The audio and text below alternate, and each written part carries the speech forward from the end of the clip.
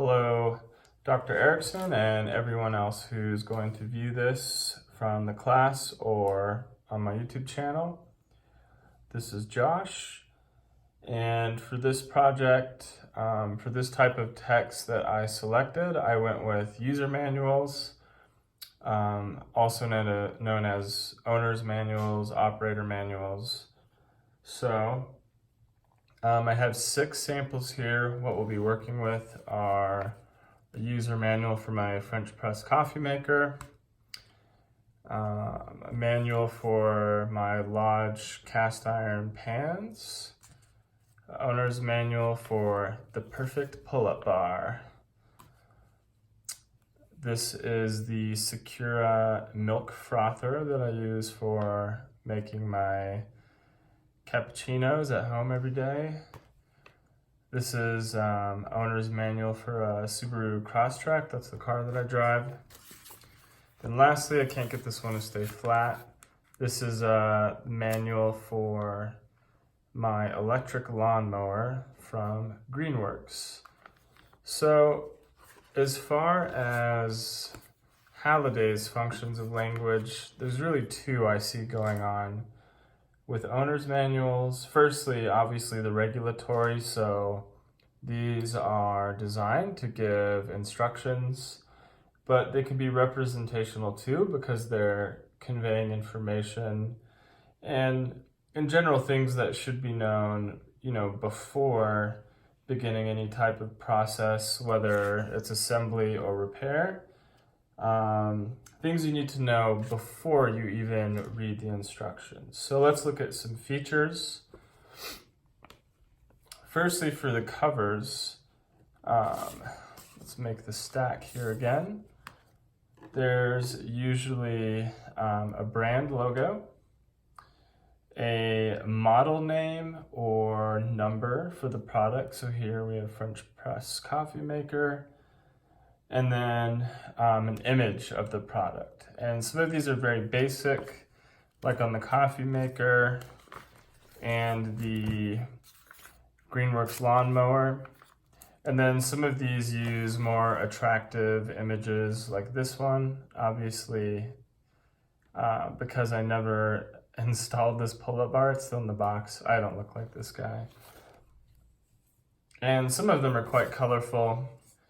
And as you can see in the Crosstrek manual, very attractive cover. So it depends on what the product is. So for the back side of these, usually there's some kind of contact information or a URL where you can go and find out more about the product, or maybe contact a representative because you have an issue. So some of these have the physical address of the company on the back with a phone number as well.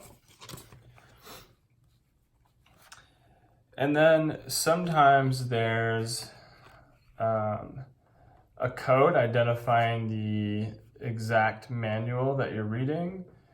And for some of these, there's a date.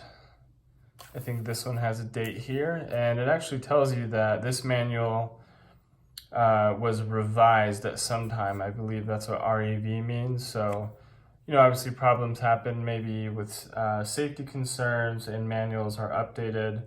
So that way you know exactly what version you're reading, like this one has a date down here. Okay, so when you pop open a manual, within the first few pages, you'll find in any of these that there's going to be a table of contents for sure, so you know where to find the section you're looking for, because you may have already assembled the product and you just want to repair something or maintain it. Or even if you're disposing of the product, there's a section on that. But for all of these manuals, there's always something to do with safety. So before you do anything with this product, these are the things that could cause serious harm or injury. And so in every single one of these manuals, as you can see here, within the first couple pages, there's something about safety. Also, sometimes there's just general information, not necessarily having to deal with safety. So I think, these companies know that most people are not going to read an entire manual.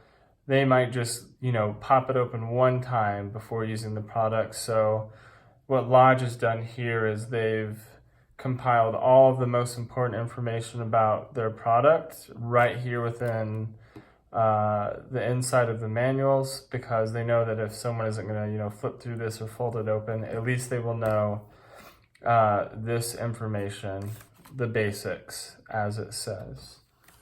So, beyond the table of contents and the safety information, if there is some kind of assembly required, there's going to be a parts list. Firstly, just so that you can, familiarize yourself with the parts, but also you want to make sure that everything's there before you get into assembling whatever the product is, because you don't want to get, halfway through the instructions and find out right here, like you're missing part 13. So this way you know that you have all of the required items. After this, it depends on what the product is, but there are usually sections on maintenance or repair, or sometimes disposing of the item. Like here, there's a troubleshooting page. These appear in most of the manuals. Sometimes you'll find warranty information in the back, but with most of these, you will find alternate languages. So this is Spanish, and I believe if you flip far enough, is there French? No, I think this one only has Spanish. So sometimes you will see other languages. In the very, very back, let's see, let's check out this one.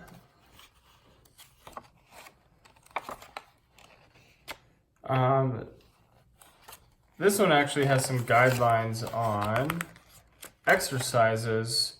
So this is pretty cool because you've already installed the product and you're ready to go. They don't need to include this information, but they've gone out of the way to give you some tips for like using this product and different ways.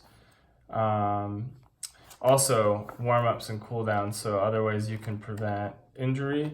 But I would say at the back of the manual, that's where these start to separate from each other. This one talks about disposal. I would say for the car manual, there's an index, obviously because it's so big. But there's also sections for notes if you want to take notes. And then in the very, very back, there's one more page in here somewhere. I guess it's this one. And this is actually a reference sheet for going to a gas station, ensuring you're using the right kind of fuel with the right kind of rating, the capacity of your fuel tank, using the right kind of oil, and ensuring that you're inflating your tires to the right kind of pressure. So in the back, everything starts to get a little different depending on what manual you're looking at, but those are the overall features, and I think I could see myself being able to teach these features and guide students really in discovering them for themselves. And there's certainly like a theme for all of these manuals. So I'm actually pretty excited to maybe go over these in a lesson or for a unit one day. Thank you.